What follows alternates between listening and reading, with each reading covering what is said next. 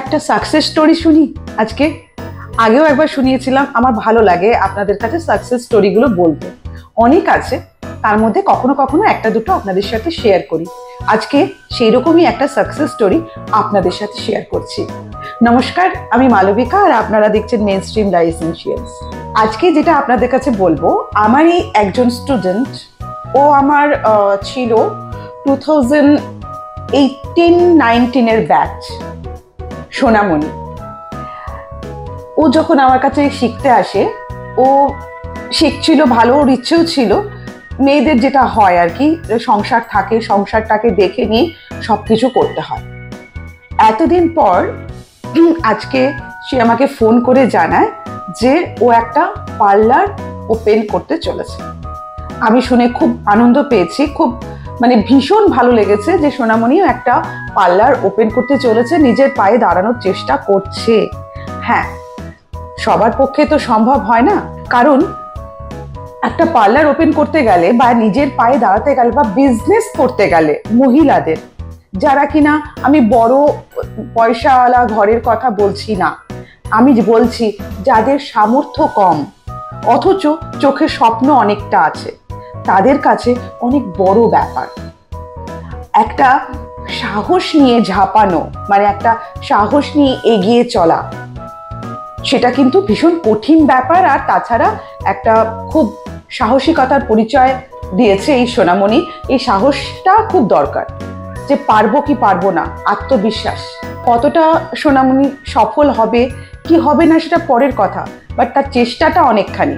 সে class করে শিখে নিজে ঘরে ফ্রিল্যান্স করতো, ক্লায়েন্ট করতো, ফেসিয়াল থেকে শুরু করে হেয়ার ট্রিটমেন্ট থেকে শুরু করে সমস্ত কিছু, থ্রেডিং, ভ্যাক্সিং, নানা রকম যা যা বিউটি ইন্ডাস্ট্রিতে হয়ে থাকে। তো সেই জিনিসগুলো সোনামণি ঘরেই করতো, যেহেতু তাকে ঘর সামলাতে হতো, বাচ্চা সামলাতে হতো, কারণ সে একজন মা। তার চোখে স্বপ্ন নিজের পায়ে তো দাঁড়ানোই, তার সাথে সাথে বাচ্চার যাতে ভবিষ্যৎ সুদৃঢ় করতে পারে সেটা।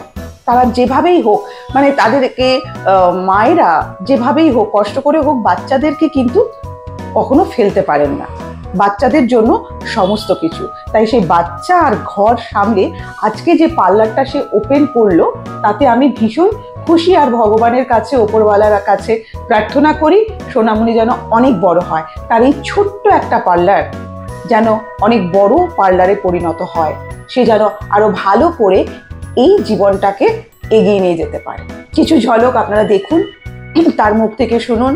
তার সাথে তার যে বন্ধুরা তাকে যেভাবে হেল্প করছে, পাশে দাঁড়িয়েছে, সেটাও কিন্তু ভীষণ আনন্দের বিষয়। আসলে আগে আমি বাড়িতে একটু সার্ভিস দিতাম, অভিজ্ঞতা হয়েছে, তো ক্লায়েন্টের থেকে অনেক প্রশংসা পেয়েছি, বা ওনারা আমার অনেক উৎসাহ দিয়েছে যে আপনি পারবেন বা আপনার হাতের কাজ ভালো। ওনাদের ফিডব্যাক পেয়ে আমার মনে হয়েছে যে আমি একটা পার্লার খুললে মোটামুটি চালাতে পারবো। ওই জন্যই আমি এই ডিসিশনটা নিয়ে মোটামুটি করলাম।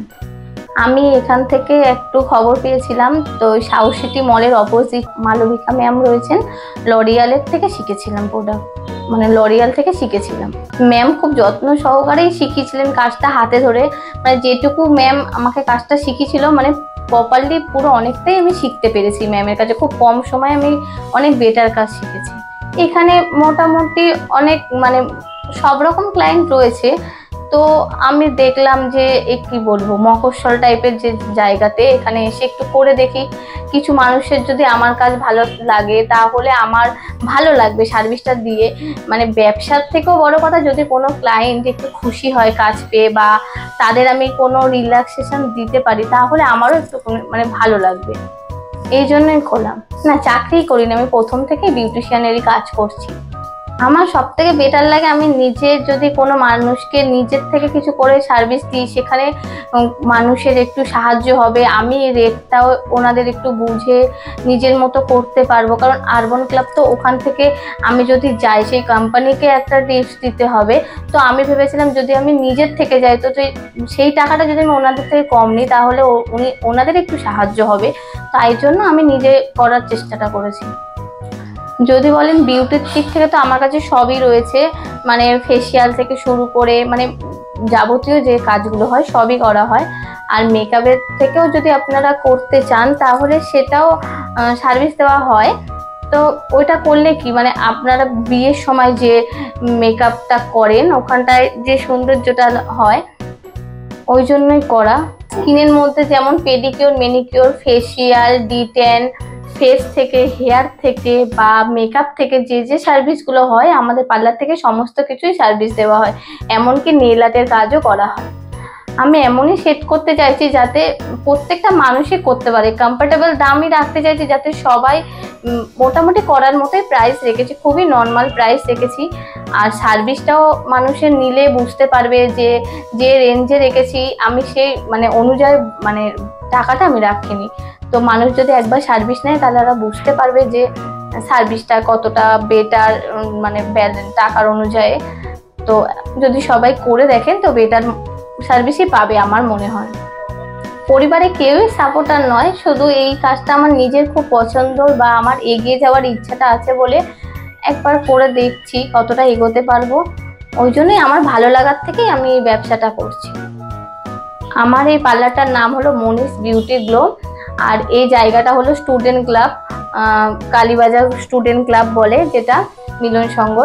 আর যে মোটামুটি যে কাস্টমার আমাদের আসবে তাদের জন্য আমার একটাই বার্তা যে একবার এসে আপনারা করে দেখুন সার্ভিসটা কেমন পাচ্ছেন বা আপনাদের রেট চার্টটাও পছন্দ হবে। আমার মনে হয় যে আপনাদের পছন্দ হবে, সার্ভিসটা নেওয়ার পরে আপনাদের ভালোও লাগবে। একবার এসে যদি আপনারা কাজটা করেন তাহলে আমার খুব ভালো লাগবে। তাহলে এতক্ষণ আপনারা সোনামণির মুখে শুনলেন তার সমস্ত কিছু আর দেখলেন তার ছোট্ট একটি পার্লার। আমার কাছে প্রত্যেকের কাছে রিকোয়েস্ট থাকবে সোনামণির পাশে থেকে তাকে একটু এগিয়ে দেওয়া। এই অঞ্চলের যারা অধিবাসী তাদের প্রত্যেকের কাছে অনুরোধ, তারা এই মনীষ বিউটি গ্লোজকে একটু এগিয়ে নিয়ে চলুন, তার স্বপ্নটাকে একটু পূরণ করার চেষ্টা করুন। কারণ আমাদের সালন সার্ভিস তো নিতেই হয়, একবার না হয় মনীষ সালনে গিয়ে চেষ্টা করতেই পারি কেমন লাগছে তার সার্ভিসটা, তার পাশে থাকতে পারি তার স্বপ্নটাকে পূরণ করার জন্য।